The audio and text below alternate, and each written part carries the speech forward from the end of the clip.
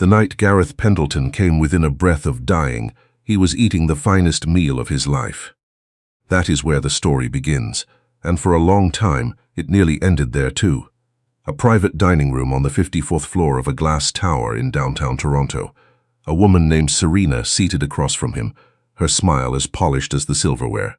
A boy no one had invited, standing at the edge of the room with shoes held together by zip ties, whispering something that changed everything. 3 hours after that boy spoke, Gareth would be sitting in a hospital corridor under fluorescent lights, turning a stranger's warning over in his mind like a coin he couldn't quite identify. And he would understand at last that the most important thing anyone had ever said to him had come from someone the world had decided didn't matter.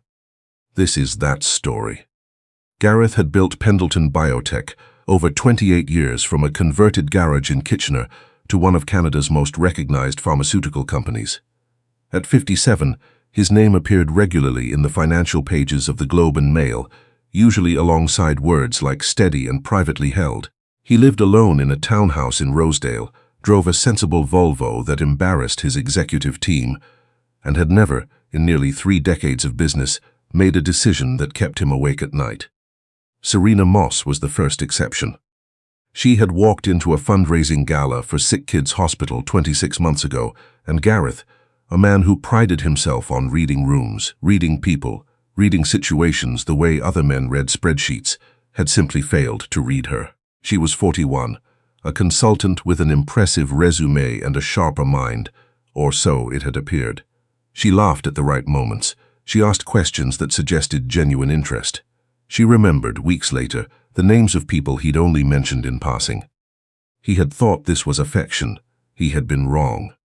The evening in question was a Thursday in late October. Gareth had reserved the private room at Elsinore. The kind of restaurant Toronto builds when it wants to remind itself that it can compete with any city in the world, for a dinner celebrating the company's most successful quarter in a decade. The guest list had originally been 5 people, but Serena had suggested, gently and then less gently, that it become just the 2 of them. A proper celebration, she had said. Intimate. You've earned this, Gareth. He'd agreed. That, he would later think, was the first mistake. The room was everything the price suggested it should be. Floor-to-ceiling windows facing the harbor, the lights of the Gardener, and the lake beyond it blurring into something almost impressionist. The sommelier had already opened a 2014 Burgundy. The amuse-bouche arrived on slate tiles. Serena wore a deep burgundy dress that seemed chosen to echo the wine, which Gareth now suspected had not been accidental at all. You seem distracted, Serena said about halfway through the second course. Tired, Gareth said, good tired. She smiled. Her fingers traced the stem of her wineglass. I have something for you tonight, a gift. It's not quite ready, it's coming with dessert. He nodded, though something in him, some old, quiet instinct that had guided him through 30 years of deals, gone sideways, shifted slightly, the way a compass needle shifts when something magnetic is nearby. He noticed, without meaning to, that she'd barely touched her food, that her eyes moved to the door twice in the span of 10 minutes, that when the sommelier refilled her glass, she held it without drinking. He noticed. He filed it. He said nothing. The boy appeared during the intermezzo. One moment the room was empty except for the 2 of them.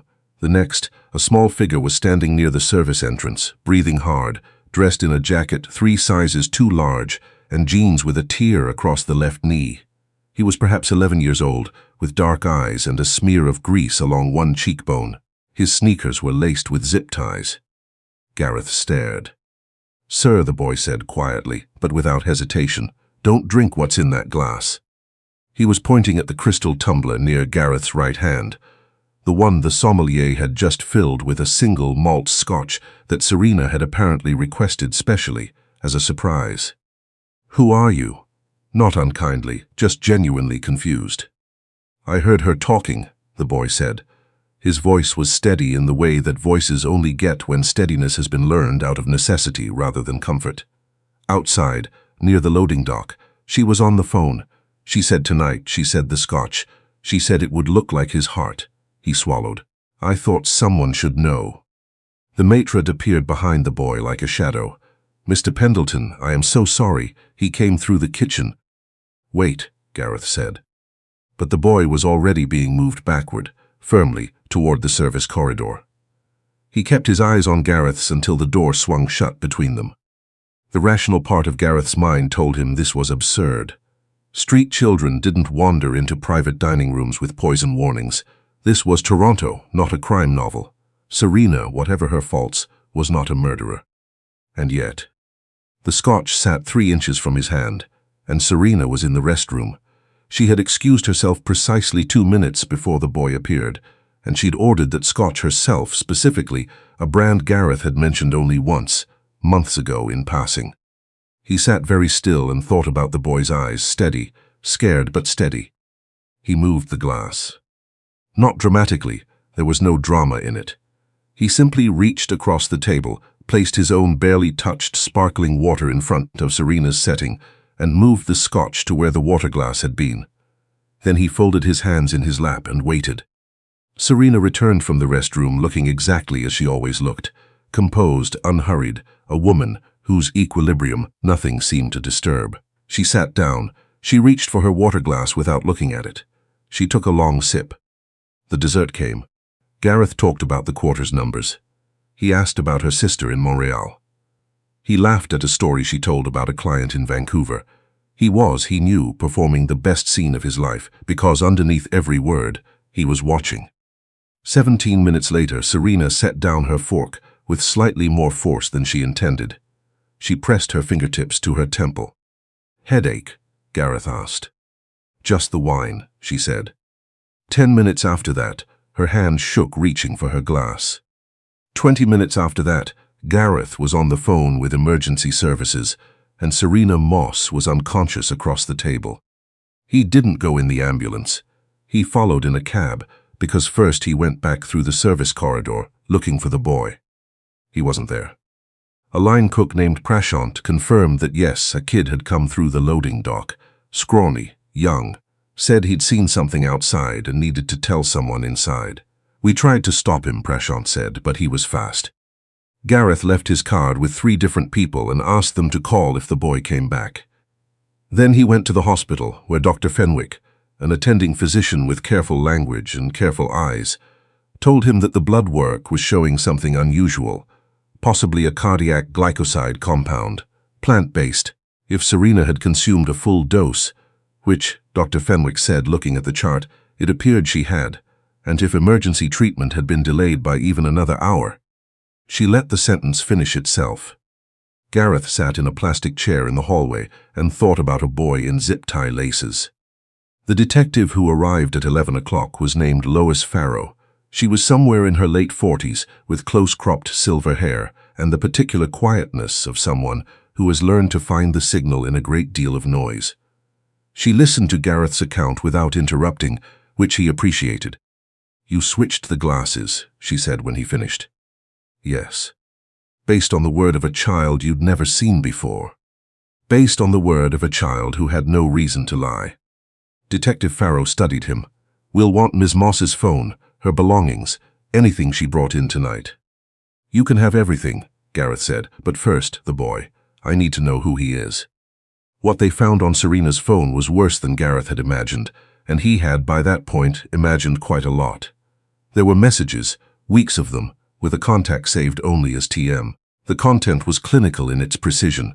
Timing, dosage, the specific Scotch brand, the way a cardiac event in a man Gareth's age would appear entirely unremarkable to a first responder. There were references to his will, which had been updated 18 months ago at Serena's gentle suggestion to name her a significant beneficiary. There were references to his portfolio, his property in Muskoka, his company shares. Most chilling was a message sent at 9:47 p.m., while Gareth had been telling a story about a Vancouver client. "Nothing yet. Should have worked by now. What happened?" And the response, which came 6 minutes later. "Did he drink it? Are you sure he drank it?" Gareth sat with these messages for a long time in the hospital corridor.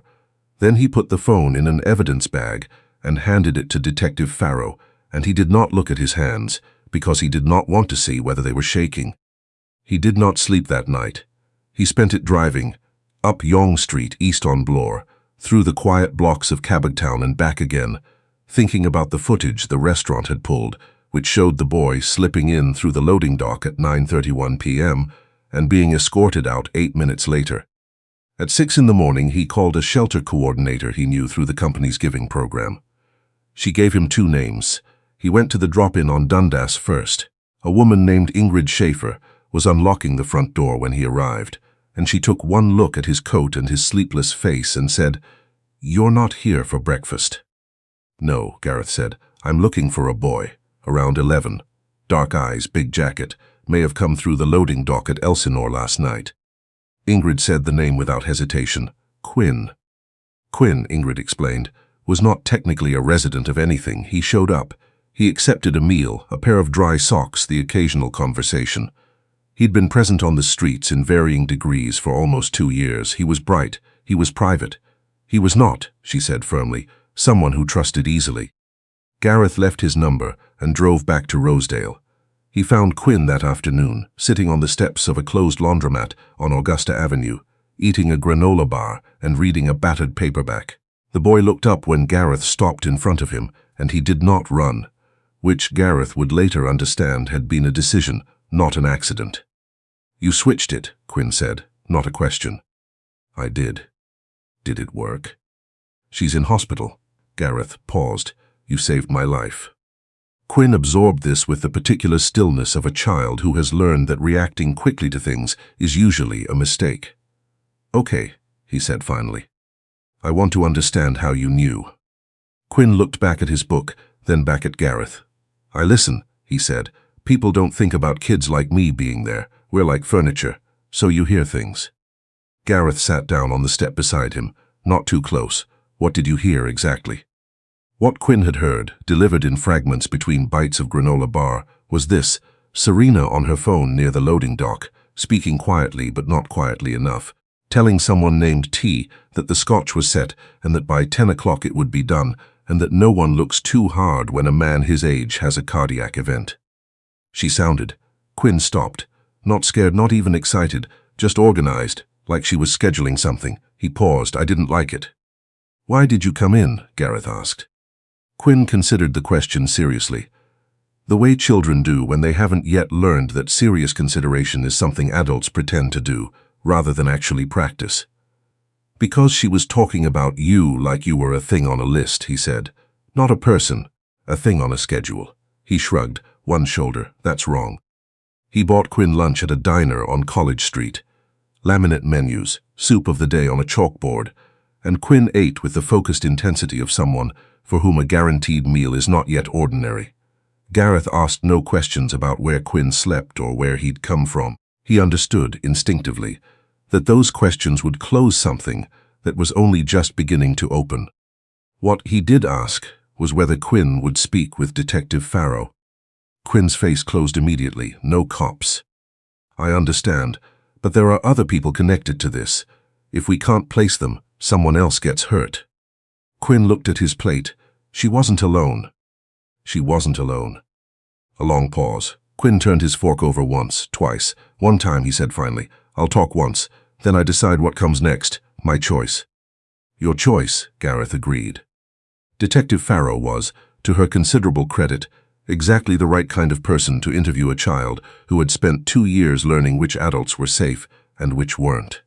She brought a victim services advocate named Britta Holm. She sat at the same level as Quinn. She explained what she was doing before she did it. She never once made him feel like evidence. Quinn's account was precise. He had heard the phone call. He had seen Serena pass a small vial to a man in a service uniform near the dock. He had not understood immediately what he was hearing, but something in the businesslike quality of the exchange had made him follow the woman inside, where he'd spotted Gareth through the dining room glass, and made a decision that had no logic to it except the oldest kind. When Farrow stepped away briefly, Quinn turned to Gareth. "Did I do okay?" he asked. "You did better than okay," Gareth said. "You were exceptional." Quinn nodded once, as though filing this away for later inspection. Then, after a moment, "What happens to me now?" Gareth had been thinking about this since Augusta Avenue. "I have a spare room," he said. "Large house, just me. I'd like you to stay for a while, just while things settle. Your own space, your own key. No obligations, no one making decisions for you without asking. Quinn studied him. Why? Because you stepped into a room full of people who could have thrown you out to warn a stranger for no reason other than that it was right. Gareth held the boy's gaze. That deserves something better than a laundromat step. It doesn't have to deserve anything, Quinn said quietly. I didn't do it for payment. I know, Gareth said. That's exactly why. Quinn lasted 3 days on a trial basis, which became a week, which became the quiet and somewhat bewildering shape of a new arrangement. Gareth's housekeeper, Mabel Tran, accepted the situation with the equanimity of someone who had worked for him for 11 years and understood that he was, at his core, a person who made sensible decisions that looked, from the outside, like impulse. She put fresh towels in the spare room. She stocked the pantry without commentary. She did not ask questions. Quinn moved through the Rosedale townhouse with the careful attention of someone memorizing exits. But gradually, over meals, over evenings, when Gareth worked at the dining room table and Quinn read beside him, over 2 separate games of chess that Quinn won decisively, the careful attention softened into something less wary. He'd been born in Sudbury.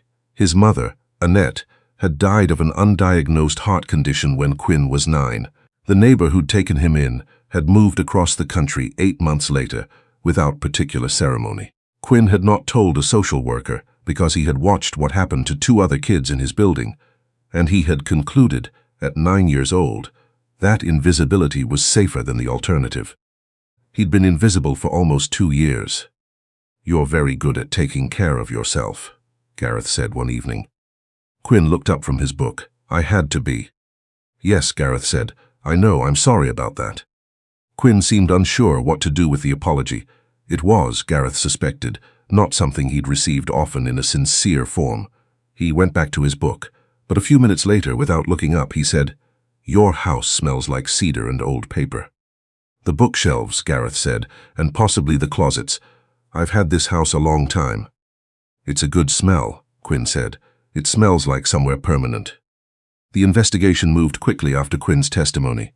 TM was identified as Theron Malik, a former financial consultant with a history of fraud across 3 provinces. His messages with Serena revealed not just Gareth's case but at least 4 others, wealthy individuals, single, with minimal immediate family. 2 had suffered health emergencies in the past 18 months. 1 had not survived, and his death had been ruled natural causes. Serena, whose real name was Serena Alves and who had constructed her professional identity over 4 years, cooperated with prosecutors in exchange for sentencing consideration. She did not ask to speak with Gareth directly, and he did not offer. There was one evening when Gareth drove to the detention center and sat in his car in the parking lot for 20 minutes, and then drove home again. He wasn't sure what he'd intended to say. He wasn't sure the words existed for what 26 months of carefully constructed trust looked like, once you understood that every element of it had been deliberate. He mentioned this to Quinn over breakfast the next morning. Not the full weight of it, but something adjacent, a version a child could hold. Quinn thought about it. Did you love her? Gareth considered the question honestly. I thought the person I believed she was might eventually become someone I could love, he said. But I was loving a performance, and you can't really love something that isn't there. Quinn nodded slowly. That's sad and also logical at the same time. Yes, Gareth said, that's a good way to put it. 3 months in, Child Services assigned a caseworker named Wanda Ferris to Quinn's case. She arrived with a clipboard and a careful expression, and left 2 hours later with a different one. The look people wore when they expected one thing from a child and received, instead, a complete and quietly startling person. Wanda filed a report. The report was favorable. The process began. It was not fast. There were interviews and home visits and background checks and a court appearance before family court Judge Marion Lask, who asked Quinn directly what he wanted, in plain language, without the layer of adult interpretation that usually filters such conversations. I want to stay, Quinn said. He keeps his word. He doesn't make promises and then leave. A pause. That matters. The judge looked at him for a long moment, then wrote something on her notepad and said, I appreciate your clarity, young man. The adoption was finalized on a Friday in March. There was no ceremony in the way that word is usually understood. Just a judge's signature, a document, and a handshake from Wanda Ferris, who had, over the preceding months, become something approaching fond. They went to a diner on Bloor Street after. Quinn ordered the pancake stack and ate it with a particular, careful attention he gave to things he didn't entirely trust himself to believe were real. "Pendleton," Quinn said at one point, testing the shape of it. "Quinn Pendleton." "Only if you want," Gareth said. "There's no obligation." Quinn said it again quietly to himself. "Then it's a good name, solid." Gareth smiled into his coffee. On the drive back to Rosedale, Quinn was quiet for a long time, watching the city through the window. Then he said, "Dad?" It was the first time. Gareth kept his eyes on the road and said simply, "Yes." "Nothing," Quinn said. "Just trying it." 6 months later, on a Saturday morning in September, they went back to the neighborhood where Quinn had spent 2 years invisible. Not for any particular reason. Quinn had wanted to, in the way he sometimes wanted things, obliquely, in the form of a suggestion that was really a question. On Dundas, outside the drop-in where Ingrid Schaefer still unlocked the door each morning, there was a girl, maybe 10, maybe 11, sitting on the curb with a plastic bag and the kind of stillness that is really just very practiced waiting. Quinn noticed her the way he noticed things, quietly, completely, without drawing attention to the noticing. He bought 2 hot chocolates from the Tim Hortons on the corner, the way Gareth had once bought him coffee at a diner, when the real question on the table had been something larger than coffee. He walked back and held one out to the girl. She looked at it, then at him, then at Gareth, several feet back, who had stopped walking without being asked. "It's cold," Quinn said simply. "You looked cold." The girl took the cup. She didn't say thank you. She was, Gareth recognized, past the point where thank you comes easily if it ever had. Quinn returned to where Gareth was standing. They walked in silence for half a block. "We should tell Ingrid," Quinn said, "about her." "Yes," Gareth said, "we should." Quinn glanced back once. The girl was still on the curb, holding the cup in both hands, watching the street. "I didn't know," Quinn said quietly, "until someone saw me that it was possible to be seen."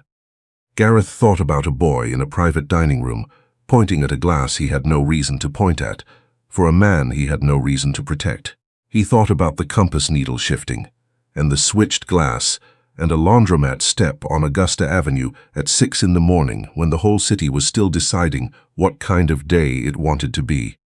"I know," he said. They walked home through the September light, father and son, not by any accident of blood, but by the specific and deliberate choice that 2 people make when they have each decided, in their own way, to stop being invisible to the world and to each other.